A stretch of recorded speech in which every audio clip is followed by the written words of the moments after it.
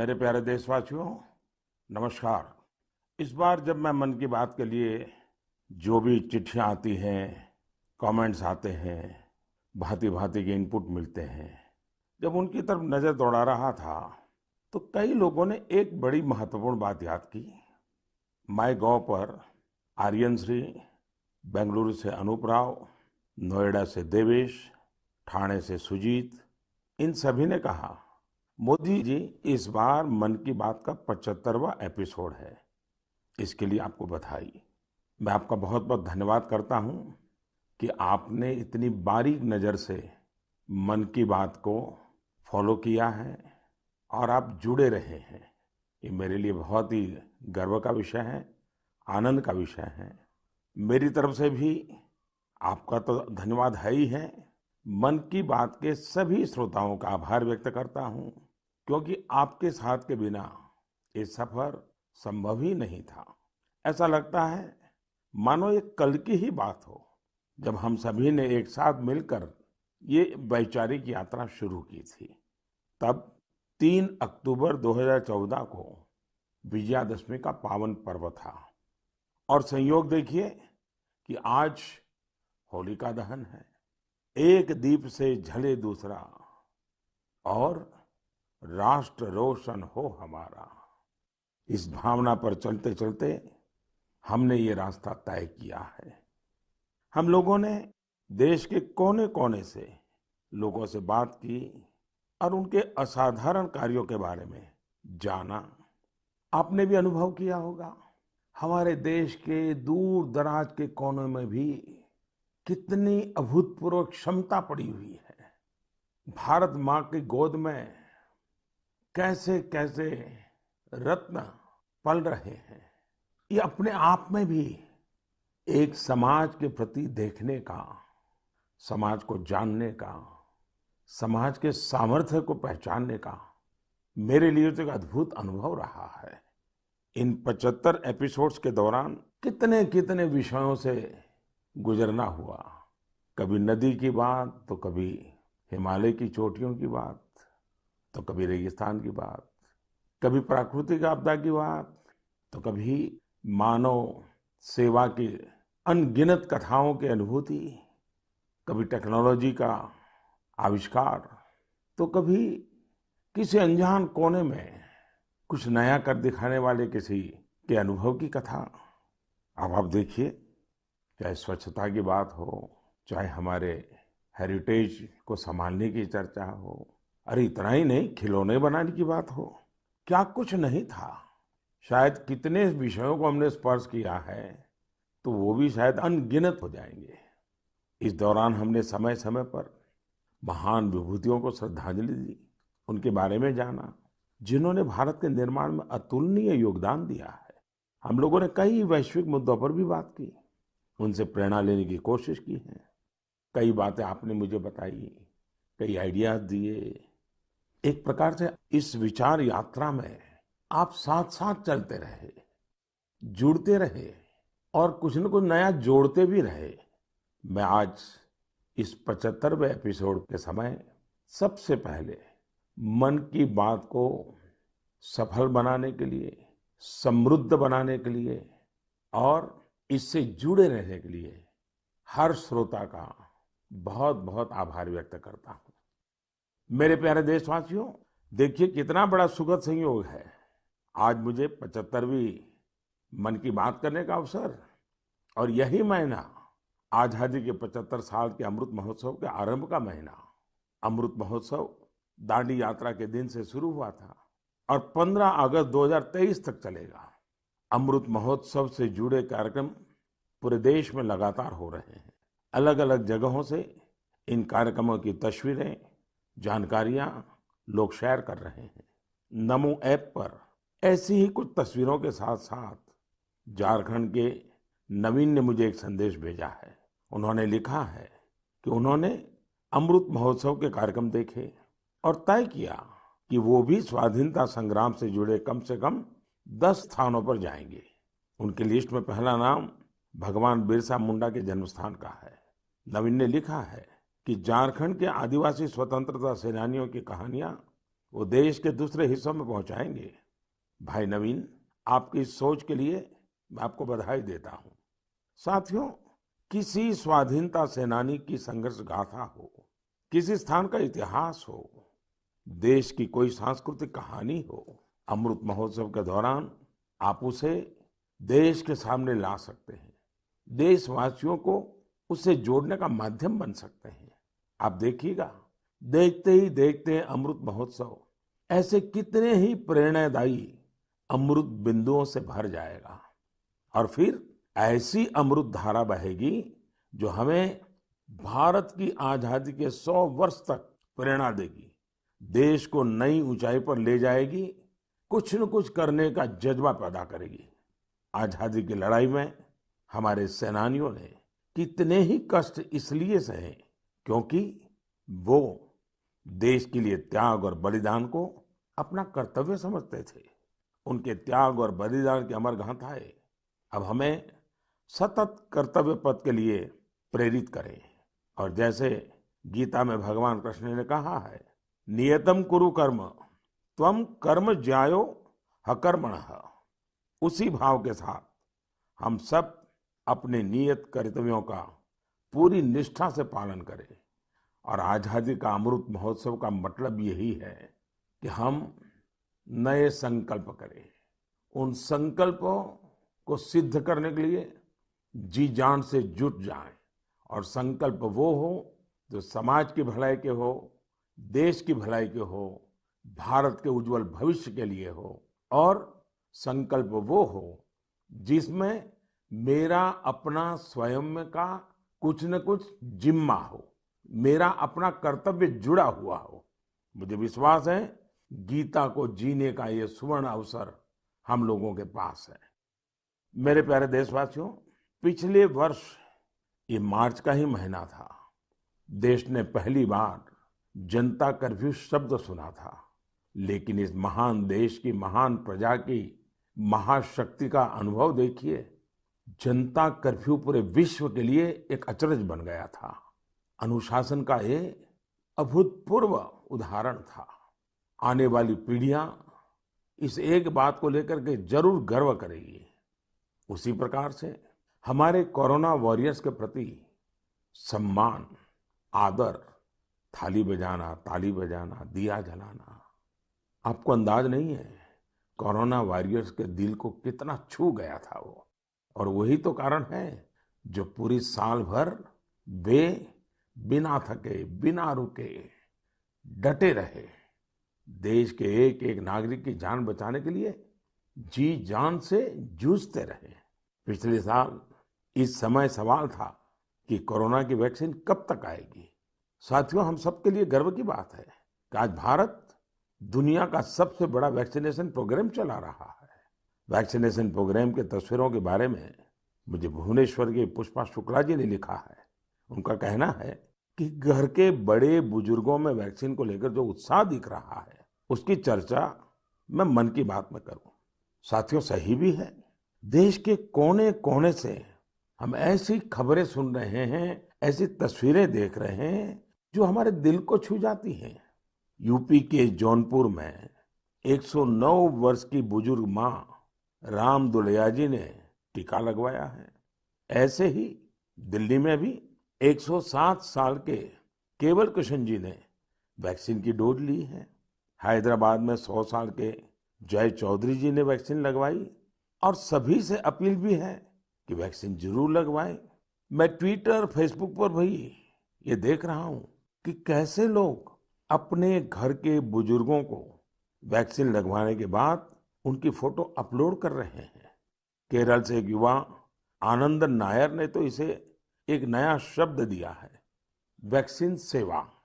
ऐसे ही संदेश दिल्ली से शिवानी, हिमाचल से हिमांशु और दूसरे कई युवाओं ने भी भेजे हैं। मैं आप सभी श्रोताओं के इन विचारों की सराहना करता हूं। इन सब के बीच कोरोना से लड़ाई का मंत्र भी जरूर याद रखिए, दवाई भी कड़ाई भी।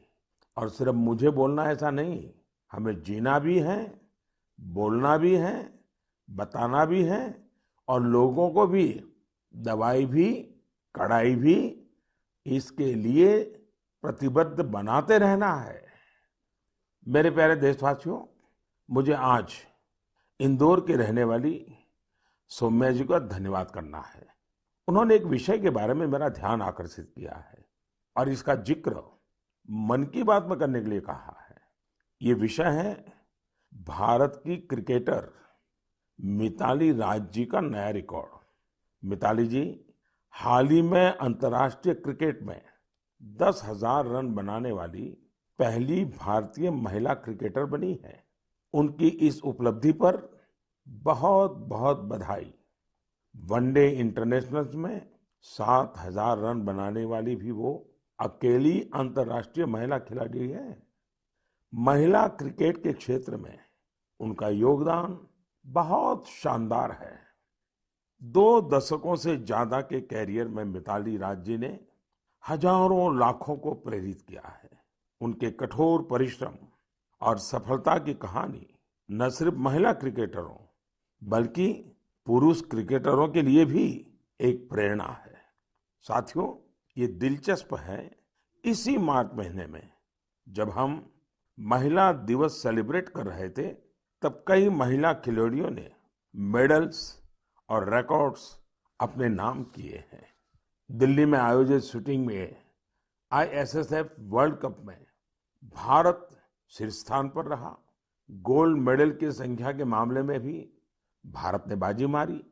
ये भारत के महिला और पुरुष निशानेबाजों के शानदार प्रदर्शन की वजह से ही संभव हो पाया। इस बीच पीवी सिंधु जी ने BWF Swiss open super 300 tournament में सिल्वर मेडल जीता है।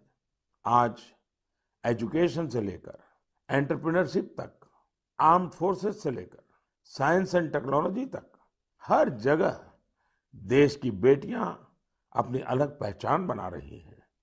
मुझे विशेष खुशी इस बात से है कि बेटियां खेलों में अपना एक नया मुकाम बना रही हैं। प्रोफेशनल चॉइस के रूप में स्पोर्ट्स एक पसंद बनकर उभर रहा है। मेरे प्यारे देशवासियों, कुछ समय पहले हुई मैरीटाइम इंडिया समिट आपको याद है ना? इस समिट में मैंने क्या कहा था? क्या ये आपको याद है?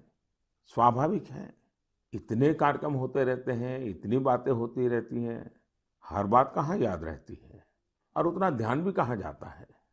स्वाभाविक है, लेकिन मुझे अच्छा लगा कि मेरे एक आग्रह को गुरु प्रसाद जी ने बहुत दिलचस्पी लेकर आगे बढ़ाया है। मैंने इस समिट में देश के लाइट हाउस कॉम्प्लेक्सेस के आसपास टूरिज्म फैसिलिटीज विकसित करने के बारे में बात की थी। गुरु प्रसाद जी ने तमिलनाडु के 2 लाइट हाउसों, चेन्नई लाइट हाउस और महाबलीपुरम लाइट हाउस की 2019 की अपनी यात्रा के अनुभवों को साझा किया है। उन्होंने बहुत ही रोचक फैक्ट्स शेयर किए हैं जो मन की बात सुनने वालों को भी हैरान करेंगे। जैसे चेन्नई लाइट हाउस दुनिया के उन चुनिंदा लाइट हाउस में से एक है जिनमें एलिवेटर मौजूद है। यही नहीं, भारत का यह इकलौता लाइट हाउस है जो शहर की सीमा के अंदर स्थित है। इसमें बिजली के लिए सोलर पैनल भी लगे हैं। गुरु प्रसाद जी ने लाइट हाउस के हेरिटेज म्यूजियम के बारे में भी बात की, जो मरीन नेविगेशन के इतिहास को सामने लाता है। म्यूजियम में तेल से जलने वाली बड़ी बड़ी बत्तियां, कैरोसिन लाइट्स, पेट्रोलियम वेपर और पुराने समय में प्रयोग होने वाले बिजली के लैंप प्रदर्शित किए गए हैं। भारत के सबसे पुराने light house Mahabalipuram light house के बारे में भी गुरु प्रसाद जी ने विस्तार से लिखा है। उनका कहना है, इस लाइट हाउस के बगल में सैकड़ों वर्ष पहले पल्लव राजा महेंद्र वर्मन प्रथम द्वारा बनाया गया उल्कनेश्वरा टेम्पल है। साथियों, मन की बात के दौरान मैंने पर्यटन के विभिन्न पहलुओं पर अनेक बार बात की है, लेकिन ये लाइट हाउस टूरिज्म के लिहाज से यूनिक होते हैं। अपनी भव्य संरचनाओं के कारण लाइट हाउसेस हमेशा से लोगों के लिए आकर्षण के केंद्र रहे हैं। पर्यटन को बढ़ावा देने के लिए भारत में भी 71 लाइट हाउसेस आइडेंटिफाई किए गए हैं। इन सभी लाइट हाउस में उनकी क्षमताओं के मुताबिक museum, amphitheatre, open air theatre, cafeteria, children's park, eco friendly cottages और लैंडस्केपिंग तैयार किए जाएंगे। वैसे लाइट हाउसेस की बात चल रही है तो मैं एक यूनिक लाइट हाउस के बारे में भी आपको बताना चाहूंगा। ये लाइट हाउस गुजरात के सुरेंद्रनगर जिले में जिंजूवाड़ा नाम के एक स्थान में है। जानते हैं ये लाइट हाउस क्यों खास है? खास इसलिए है क्योंकि जहां ये लाइट हाउस है वहां से अब समुद्र तट 100 किलोमीटर से भी अधिक दूर है। आपको इस गांव में ऐसे पत्थर भी मिल जाएंगे जो ये बताते हैं कि यहाँ कभी एक व्यस्त बंदरगाह रहा होगा। यानी इसका मतलब ये है कि पहले कोस्टलाइन जिंजूवाड़ा तक थी। समंदर का घटना बढ़ना, पीछे हो जाना, इतनी दूर चले जाना, ये भी उसका एक स्वरूप है। इसी महीने जापान में आई विकराल सुनामी को 10 वर्ष हो रहे हैं। इस सुनामी में हजारों लोगों की जान चली गई थी। ऐसी एक सुनामी भारत में 2004 में आई थी। सुनामी के दौरान हमने अपने लाइट हाउस में काम करने वाले हमारे 14 कर्मचारियों को खो दिया था। अंडमान निकोबार में और तमिलनाडु में लाइट हाउस पर वो अपनी ड्यूटी कर रहे थे। कड़ी मेहनत करने वाले हमारे इन लाइट कीपर्स को मैं आदरपूर्वक श्रद्धांजलि देता हूं और लाइट कीपर्स के काम की भूरी भूरी प्रशंसा करता हूं। प्रिय देशवासियों, जीवन के हर क्षेत्र में नयापन, आधुनिकता अनिवार्य होती है, वरना वही कभी कभी हमारे लिए बोझ बन जाती है। भारत के कृषि जगत में आधुनिकता ये समय की मांग है। बहुत देर हो चुकी है, हम बहुत समय गंवा चुके हैं। एग्रीकल्चर सेक्टर में रोजगार के नए अवसर पैदा करने के लिए, किसानों की आय बढ़ाने के लिए परंपरागत कृषि के साथ ही नए विकल्पों को, नए नए इनोवेशंस को अपनाना भी उतना ही जरूरी है। व्हाइट रिवॉल्यूशन के दौरान देश ने इससे अनुभव किया है। अब बी फार्मिंग भी ऐसा ही एक विकल्प बनकर के उभर रहा है। बी फार्मिंग देश में शहद क्रांति या स्वीट रिवॉल्यूशन का आधार बना रही है। बड़ी संख्या में किसान इससे जुड़ रहे हैं, इनोवेशन कर रहे हैं। जैसे कि पश्चिम बंगाल के दार्जिलिंग में एक गांव है गुरदुम। पहाड़ों की इतनी ऊंचाई, भौगोलिक दिक्कतें, लेकिन यहाँ के लोगों ने हनी बी फार्मिंग का काम शुरू किया और आज इस जगह पर बने शहद की, मधु की अच्छी मांग हो रही है। इससे किसानों की आमदनी भी बढ़ रही है। पश्चिम बंगाल के ही सुंदरबन इलाकों का प्राकृतिक ऑर्गेनिक हनी तो देश दुनिया में पसंद किया जाता है। ऐसा ही एक व्यक्तिगत अनुभव मुझे गुजरात का भी है।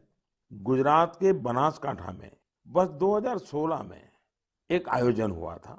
उस कार्यक्रम में मैंने लोगों से कहा कि यहाँ इतनी संभावनाएं हैं, क्यों न बनासकांठा और हमारे यहाँ के किसान स्वीट रिवॉल्यूशन का नया अध्याय लिखे।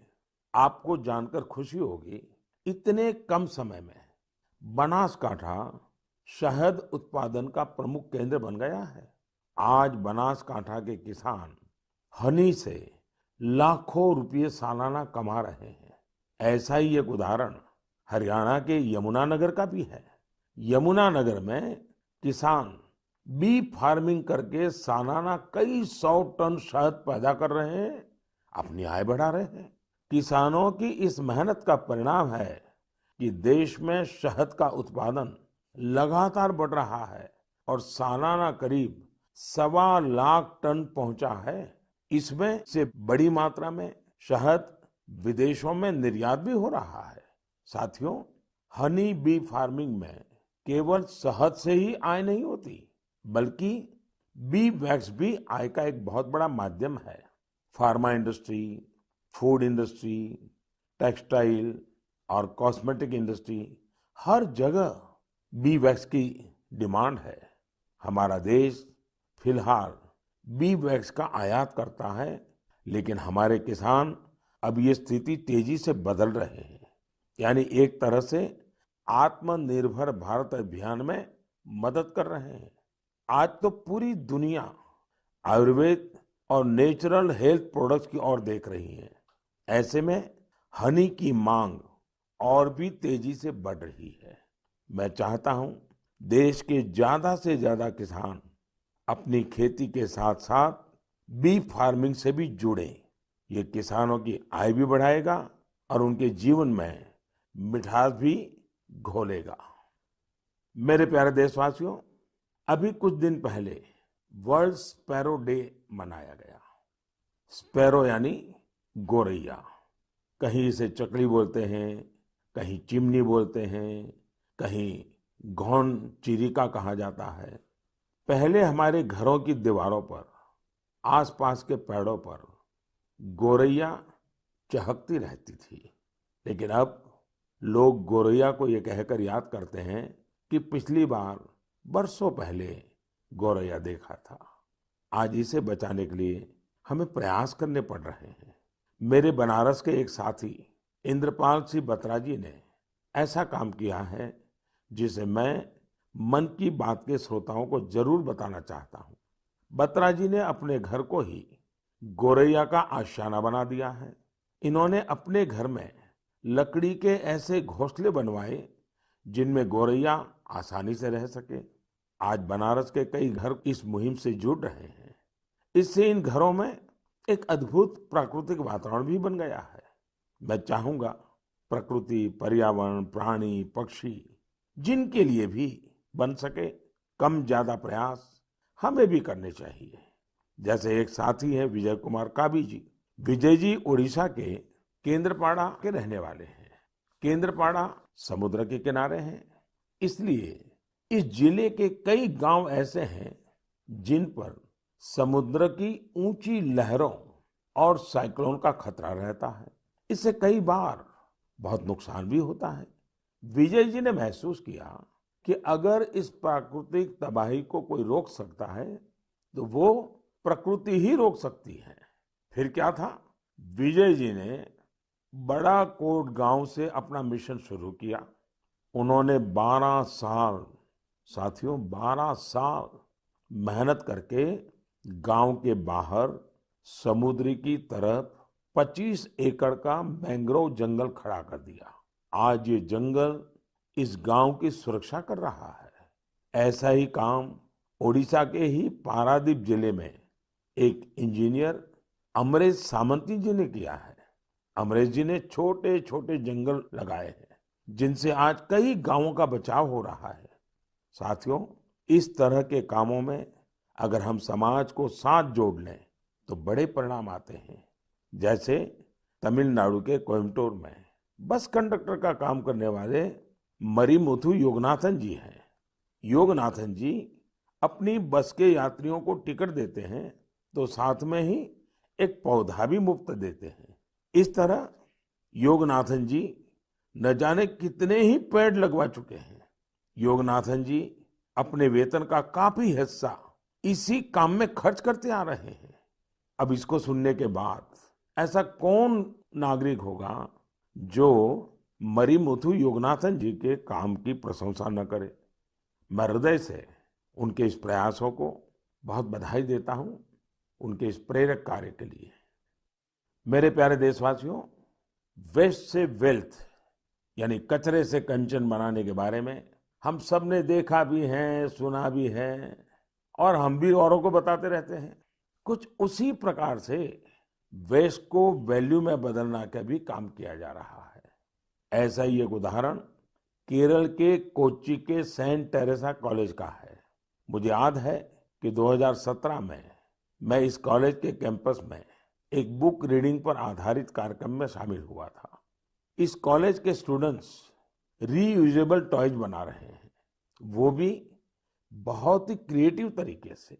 ये स्टूडेंट्स पुराने कपड़ों, फेंके गए लकड़ी के टुकड़ों बैग और बॉक्सेस का इस्तेमाल खिलौने बनाने में कर रहे हैं। कोई विद्यार्थी पजल बना रहा है, तो कोई कार और ट्रेन बना रहा है। यहाँ इस बात का विशेष ध्यान दिया जाता है कि खिलौने सेफ होने के साथ साथ चाइल्ड फ्रेंडली भी हो। और इस पूरे प्रयास की एक अच्छी बात ये भी है कि ये खिलौने आंगनवाड़ी बच्चों को खेलने के लिए दिए जाते हैं। आज जब भारत खिलौनों की मैन्युफैक्चरिंग में काफी आगे बढ़ रहा है, तो वेस्ट से वैल्यू के ये अभियान, ये अभिनव प्रयोग बहुत मायना रखते हैं। आंध्र प्रदेश के विजयवाड़ा में एक प्रोफेसर श्रीनिवास पदकांडला जी हैं। वे बहुत ही रोचक कार्य कर रहे हैं। उन्होंने ऑटोमोबाइल मेटल स्क्रैप से स्कल्पचर्स बनाए हैं। उनके द्वारा बनाए गए ये विशाल स्कल्पचर्स सार्वजनिक पार्कों में लगाए गए हैं और लोग उन्हें बहुत उत्साह से देख रहे हैं। इलेक्ट्रॉनिक और ऑटोमोबाइल वेस्ट की रिसाइकलिंग का यह एक अभिनव प्रयोग है। मैं एक बार फिर कोच्चि और विजयवाड़ा के इन प्रयासों की सराहना करता हूं और उम्मीद करता हूं कि और लोग भी ऐसे प्रयासों में आगे आएंगे। मेरे प्यारे देशवासियों, भारत के लोग दुनिया के किसी कोने में जाते हैं तो गर्व से कहते हैं कि वो भारतीय हैं। हम अपने योग, आयुर्वेद, दर्शन, न जाने क्या कुछ नहीं है हमारे पास, जिसके लिए हम गर्व करते हैं, गर्व की बातें करते हैं। साथ ही अपनी स्थानीय भाषा, बोली, पहचान, पहनाव, खान पान, उसका भी गर्व करते हैं। हमें नया तो पाना है और वही तो जीवन होता है, लेकिन साथ साथ पुरातन गंवाना भी नहीं है। हमें बहुत परिश्रम के साथ अपने आसपास मौजूद अथाह सांस्कृतिक धरोहर का संवर्धन करना है, नई पीढ़ी तक पहुंचाना है। यही काम आज असम के रहने वाले सिकारी टिस्सौ बहुत ही लगन के साथ कर रहे हैं। कार्बी आंगलोंग जिले के सिकारी टिस्सौ जी पिछले 20 सालों से कार्बी भाषा का डॉक्यूमेंटेशन कर रहे हैं। किसी जमाने में, किसी युग में कार्बी आदिवासी भाई बहनों की भाषा कार्बी आज मुख्य धारा से गायब हो रही है। श्रीमान सिकारी टिस्सौ जी ने तय किया था कि अपनी इस पहचान को वो बचाएंगे और आज उनके प्रयासों से कार्बी भाषा की काफी जानकारी डॉक्यूमेंटेड हो गई है।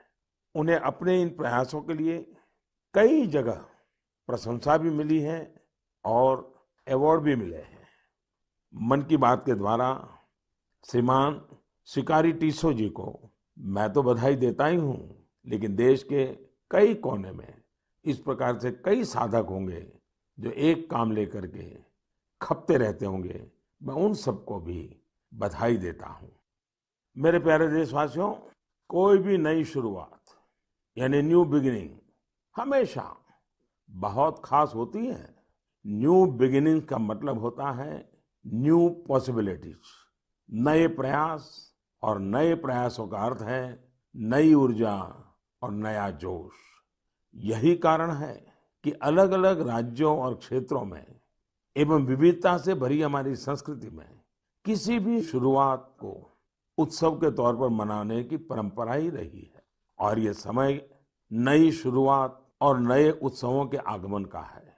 होली भी तो बसंत को उत्सव के तौर पर ही मनाने की एक परंपरा है। जिस समय हम रंगों के साथ होली मना रहे होते हैं, उसी समय बसंत भी हमारे चारों ओर नए रंग बिखेर रहा होता है। इसी समय फूलों का खिलना शुरू होता है और प्रकृति जीवंत हो उठती है। देश के अलग अलग क्षेत्रों में जल्द ही नया साल भी मनाया जाएगा, चाहे उगादी हो या पुथंडू, गुड़ी पड़वा हो या बिहू, नवरेह हो या पोइला, या फिर बोईशाख हो या बैसाखी। पूरा देश उमंग, उत्साह और नई उम्मीदों के रंग में सराबोर दिखेगा। इसी समय केरल भी खूबसूरत त्योहार विशु मनाता है। इसके बाद जल्द ही चैत्र नवरात्रि का पावन अवसर भी आ जाएगा। चैत्र महीने के 9वें दिन हमारे यहाँ रामनवमी का पर्व होता है। इसे भगवान राम के जन्मोत्सव के साथ ही न्याय और पराक्रम के एक नए युग की शुरुआत के रूप में भी माना जाता है। इस दौरान चारों ओर धूमधाम के साथ ही भक्ति भाव से भरा माहौल होता है, जो लोगों को और करीब लाता है, उन्हें परिवार और समाज से जोड़ता है। आपसी संबंधों को मजबूत करता है। इन त्योहारों के अवसर पर मैं सभी देशवासियों को शुभकामनाएं देता हूं। साथियों, इस दौरान 4 अप्रैल को देश ईस्टर भी मनाएगा। जीसस क्राइस्ट के पुनर्जीवन के उत्सव के रूप में ईस्टर का त्योहार मनाया जाता है। प्रतीकात्मक रूप से कहें तो ईस्टर जीवन की नई शुरुआत से जुड़ा है। ईस्टर उम्मीदों के पुनर्जीवित होने का प्रतीक है। On this Holi and auspicious occasion I greet not only the Christian community in India but also Christians globally.